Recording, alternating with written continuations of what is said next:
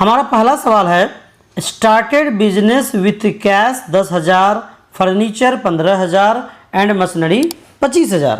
इन सारे चीज़ से हम व्यापार को शुरू कर रहे हैं और जैसा कि आपको नियम बताया गया है कि जब किसी भी वस्तु से व्यापार या व्यवसाय को शुरू किया जाता है वह हमेशा डेबिट होता है और क्रेडिट में हमेशा कैपिटल अकाउंट होता है। इस आधार पर इसकी एंट्री बनेगी, cash account debit 10,000, furniture account debit 15,000, machinery account debit 25,000 to capital account 50,000। हमारा अगला सवाल है, purchase LED TV from Rajeev RS 29,500। इस एंट्री में हमने राजीव से 29,500 का एलईडी टीवी खरीदा है और बदले में हमने उसे कोई भी रुपया नहीं दिया है, इसलिए इसकी एंट्री इस प्रकार बनेगी, LED TV account debit 29,500 to Rajeev account 29,500। हमारा अगला सवाल है, purchase laptop from Sunil traders 10 piece at the rate 26,500। अब आपको समझना है कि लैपटॉप हमने सुनील ट्रेडर्स से जो खरीदा है वो 10 पीस है, लेकिन एक पीस का दाम है 26,500 रुपया, तो 10 पीस का दाम हो जाएगा 2,65,000। ठीक है। अब चूंकि हमने इसे बदले में कोई रुपया दिया नहीं है तो इसलिए इसकी एंट्री इस प्रकार बनेगी, laptop account debit 2,65,000 to Sunil account 2,65,000। हमारा अगला सवाल है, sold LED TV to Gupta electronic RS 33,400। यानी कि गुप्ता इलेक्ट्रॉनिक को हमने एलईडी टीवी बेचा है 33,400 रुपये का और उनसे कोई भी कैश या चेक हमें प्राप्त नहीं हुआ, यानी यह माल उधारी क्रेडिट में बेचा गया है, तो इसलिए इसकी एंट्री जो है वो इस प्रकार होगी, Gupta electronics account debit 33,400 to LED TV account 33,400। हमारा अगला सवाल है, sold laptop to Das and Das 8 piece at the rate 29,600।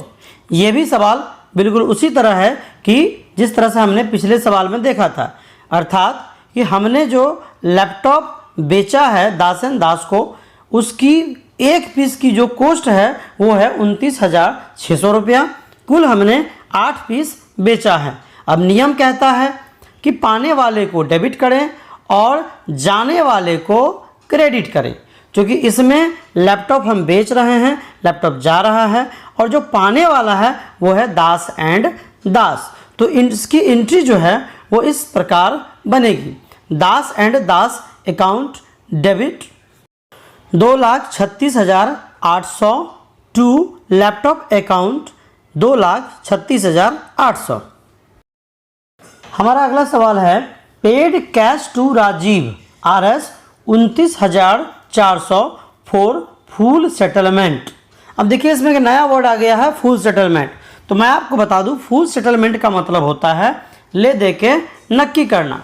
कई बार हमारे ऐसे कई लोग होते हैं जिनको हमें पेमेंट करना होता है, मगर उसमें से कुछ कम ही रुपया देकर उसका सेटलमेंट हो जाता है। जैसा कि इस क्वेश्चन में आप देख पा रहे हैं कि राजीव को हमें 29,500 रुपये देने थे 2 नंबर क्वेश्चन में, क्योंकि हमने उनसे 29,500 का एलईडी टीवी खरीदा था।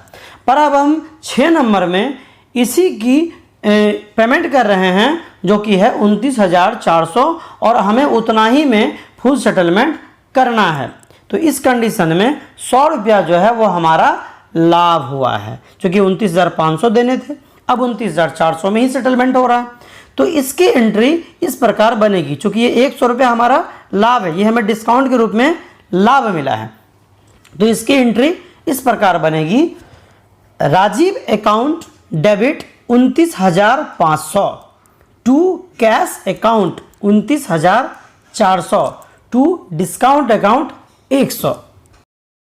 हमारा अगला सवाल है, paid cash to Sunil traders 1,60,000 and SBI cheque 1 lakh for full settlement.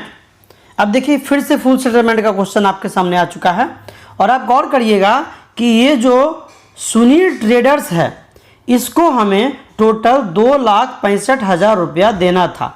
3 number question को आप देखिए जिसमें कि हमने सुनील ट्रेडर्स से 2,65,000 रुपये का लैपटॉप खरीदा है, लेकिन अब हम कुल 2,60,000 में ही फुल सेटलमेंट कर रहे हैं। तो इसीलिए ये 5,000 रुपये जो एक्स्ट्रा है वो हमारा डिस्काउंट है, क्योंकि पाने वाला सुनील ट्रेडर्स है।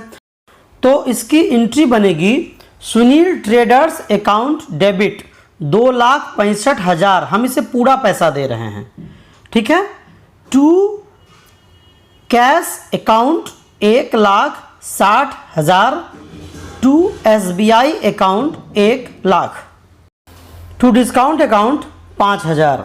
इस तरह से सुनील का पूरा पेमेंट क्लियर हो गया। हमारा अगला सवाल है receive cash from Gupta electronics RS 33,350 for full settlement. देखिए तभी हम पैसा दे रहे थे और अब हमें पैसा प्राप्त हो रहा है।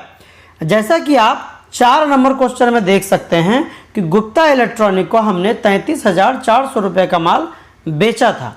अब हमें वो केवल 33,350 रुपया देकर फुल सेटलमेंट कर रहा है।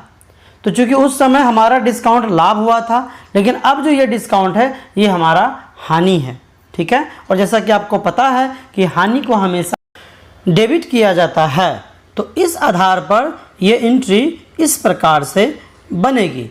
Cash account debit 33,350, discount account debit 50 रुपया, टू गुप्ता इलेक्ट्रॉनिक 33,400।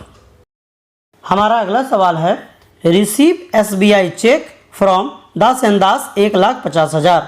यानी दास एंड दास के पास जो हमारा बकाया था उसमें से 1,50,000 रुपये का SBI का चेक प्राप्त हो रहा है। तो इस आधार पर हम जो है SBI जो है वो पाने वाला हो जाएगा और दास एंड दास जो है वो देने वाला हो जाएगा। तो इसकी एंट्री जो है वो इस प्रकार बनेगी। SBI account debit 1,50,000 to Das and Das account 1,50,000। हमारा अगला सवाल है receive cash from Das and Das 85,000 for full settlement.